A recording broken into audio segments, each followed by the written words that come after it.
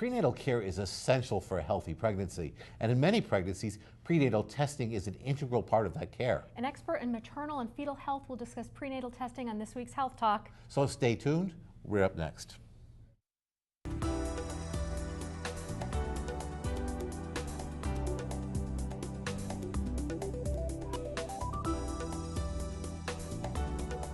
Hello, I'm Dr. Andrea Peterson. And I'm Dr. Eric Mazer. Today we're going to discuss prenatal testing. Our guest, Dimitry Zilberman, Dr. Dimitry Zilberman, is a fetal medicine expert with the Western Connecticut Medical Group. It's a really interesting conversation. Thank you for joining us, Dimitry. Well, thank you, Andrea. Thank and you. Eric, for having me. So tell us a little bit about what a specialist in maternal fetal medicine. What is that? You're an obstetrician gynecologist, right? Yes, I'm an obstetrician and gynecologist by training, and with extra training in maternal fetal medicine, where I deal with fetal complications, fetal abnormalities, but also maternal complications such as diabetes, hypertension, and thyroid disease. So when the pregnancy runs into trouble, or if there's a concern, you're the guy they come to. Yes, that's correct. But I also see some low-risk patients for counseling and prenatal diagnosis and ultrasounds. Great. So tell us a little bit about, tell us a little bit about prenatal testing in this day and age. Most women get referred for prenatal testing to our unit for both inherited and non-inherited conditions. Just so I understand, every woman who's going through a pregnancy, they do ultrasounds with some frequency, and they'll do some blood tests. How is that different than what you're doing?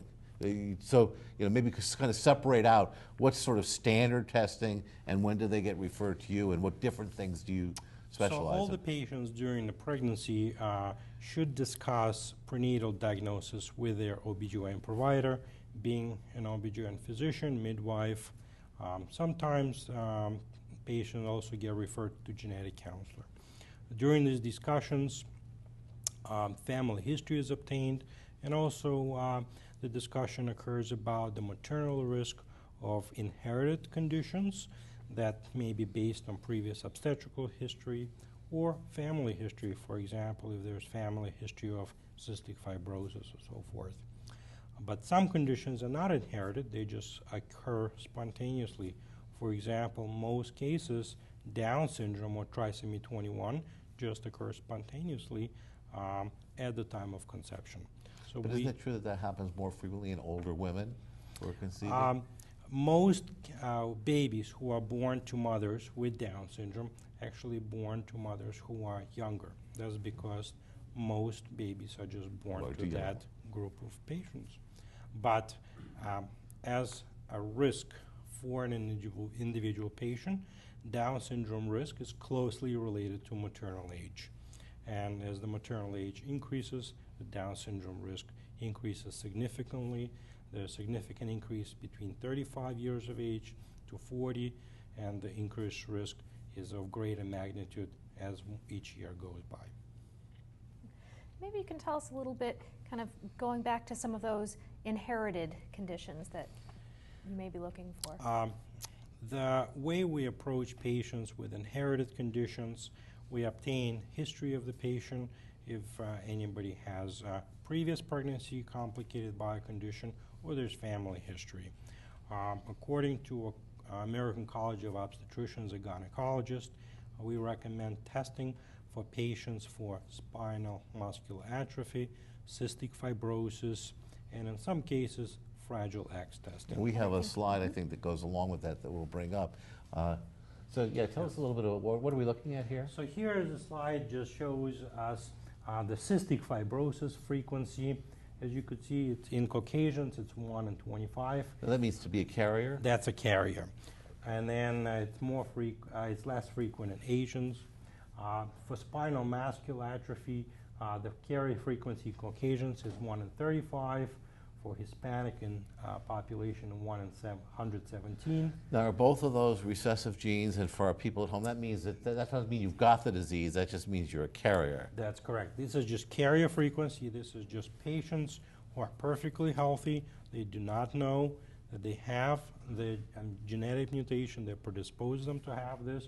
Most patients don't even have any family members who have these conditions. And tell people about what's Fragile X. So Fragile X is the most common cause of mental retardation that's inherited.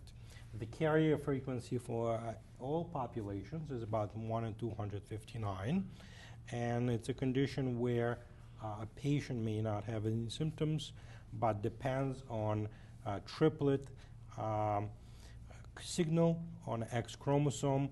The baby may have abnormal X chromosome that may cause Fragile X mental retardation.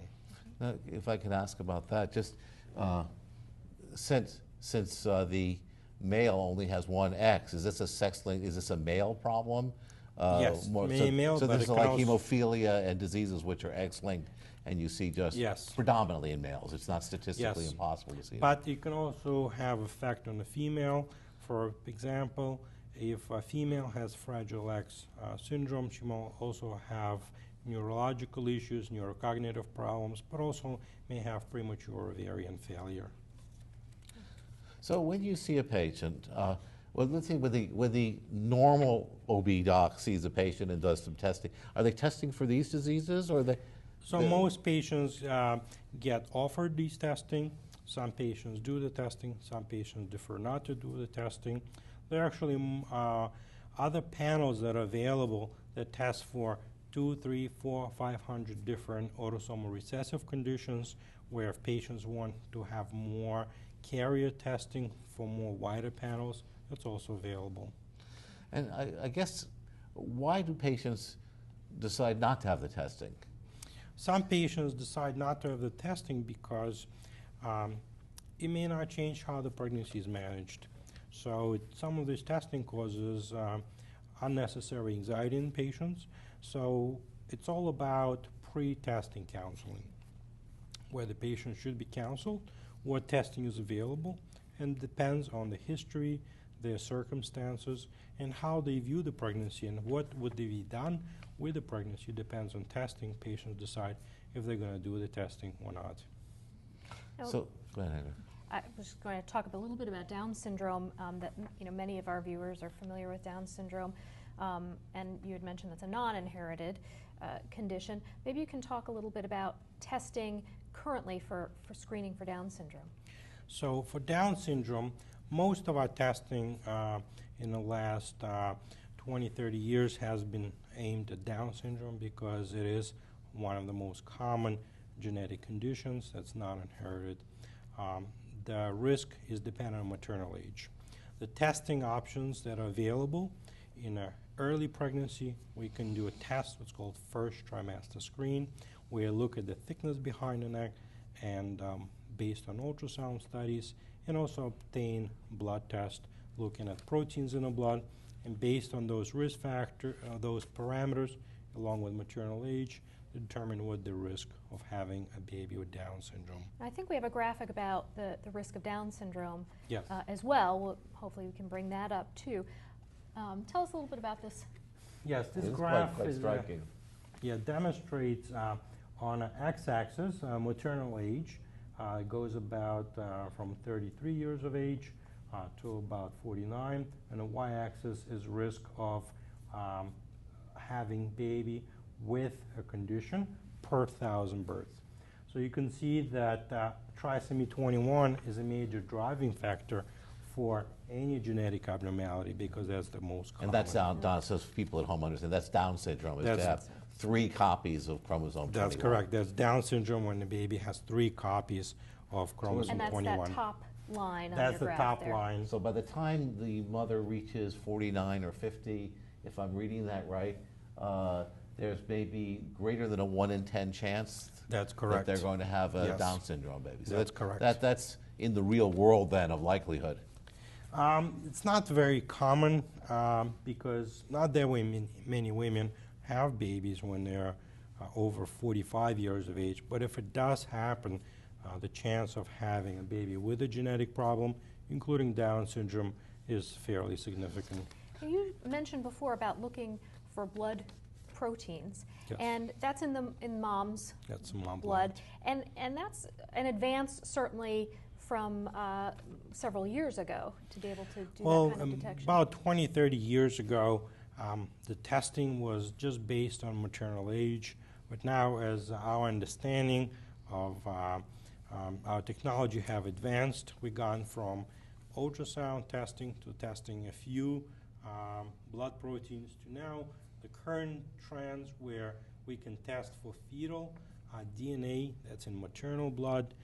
These group of tests are called free fetal DNA screen. Which is, I want to stop you there just because that's so It's amazing. remarkable. That means that some of the baby's DNA, which Yes. tells us everything you've got to know about their genetic status, is leaking into the mother's blood, and we're somehow able to separate that and test it Right. without That's correct. sticking a needle into the placenta Yes. So there's or into the amniotic sac. yes, excuse me. we all walk around with DNA that comes from our own tissue that's in our blood. But same thing happens to the placenta and to the fetus. There's some DNA that is found in maternal blood. We're able to separate that, identify which DNA comes from the baby, and then identify if mother is at risk for having baby with Down syndrome. And detection rate for Down syndrome is over 99% with this testing. That's a remarkable advance because years ago, the state-of-the-art testing was invasive. And was it used trying to to induce sample abortion, fluid. spontaneous. Or Yes. it used to induce an abortion accidentally in a substantial Yes. proportion of cases. So now our options for prenatal diagnosis, we still have same options as we used to have. One of the options is to have a diagnostic test, which is by either chorionic villus sampling at about 11 to 14 weeks or amniocentesis between 16 and 20 weeks. Those tests are very, very safe, and the pregnancy loss rates are much less than 1%. But some patients, because of fear of pregnancy loss, or because how they perceive the test, or what they're going to do with the test results, elect not to do the invasive test. So these patients are given an option of having non-invasive testing, which is a little bit different.